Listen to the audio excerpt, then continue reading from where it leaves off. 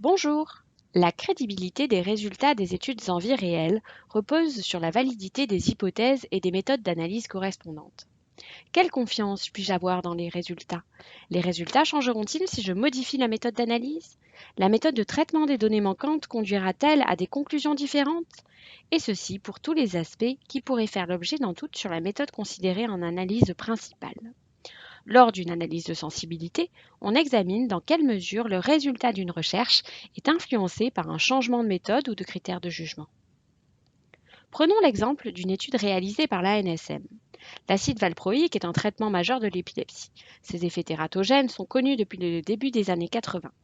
Une étude pharmaco-épidémiologique a été menée sur les données du Système national interrégime de l'assurance maladie, le SNIRAM, qui est la base de données de délivrance que l'on retrouve maintenant dans le SNDS.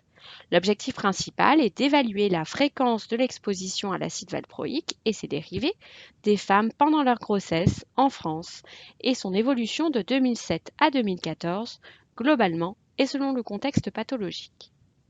Des analyses de sensibilité ont été effectuées pour tester la robustesse des résultats en faisant varier les définitions de la date de début de grossesse, de la période d'exposition ou du contexte pathologique de prescription. Prenons deux exemples parmi les analyses de sensibilité réalisées. L'exposition à l'acide valproïque a été mesurée à partir des délivrances en officine de ville. Dans l'analyse principale, une femme a été considérée exposée à un traitement donné pendant sa grossesse si ce traitement lui a été délivré pendant sa grossesse ou au cours des 30 jours précédant le début de celle-ci.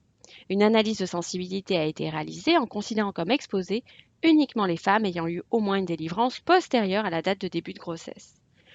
Le nombre de grossesses exposées diminuait de 18%, passant de 14 322 en analyse principale à 11 780 en analyse de sensibilité.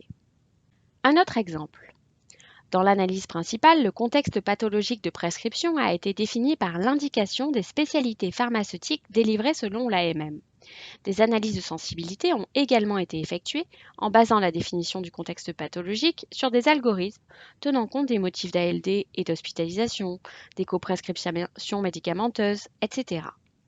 Quel que soit l'algorithme utilisé, l'acide valproïque était délivré dans la moitié des cas dans un contexte pathologique d'épilepsie et dans l'autre moitié dans un contexte pathologique de troubles bipolaires ou de maladies psychiatriques. Le résultat est robuste à la définition. Les analyses de sensibilité peuvent également porter sur les méthodes statistiques. Si une méthode d'ajustement a été préférée en analyse principale, il peut être pertinent de vérifier qu'une méthode alternative, comme un appariement, conduit à une estimation d'effets similaires. Ainsi, il est possible d'identifier dès la conception des études les aspects méthodologiques qui pourraient entraîner une incertitude, et si possible, de lever ces incertitudes potentielles en démontrant l'absence d'impact d'une méthode ou d'un paramètre sur la conclusion. Dans les études observationnelles, prévoir les analyses statistiques, y compris les analyses de sensibilité en amont, est l'occasion pour les auteurs de prouver qu'ils avaient spécifié au préalable les intentions de leurs analyses de sensibilité et de sous-groupe. Un plan d'analyse statistique détaillé, rédigé avant de regarder les données, est fortement recommandé pour démontrer que toutes les analyses ont été prévues en insu des résultats et donc qu'elles sont objectives.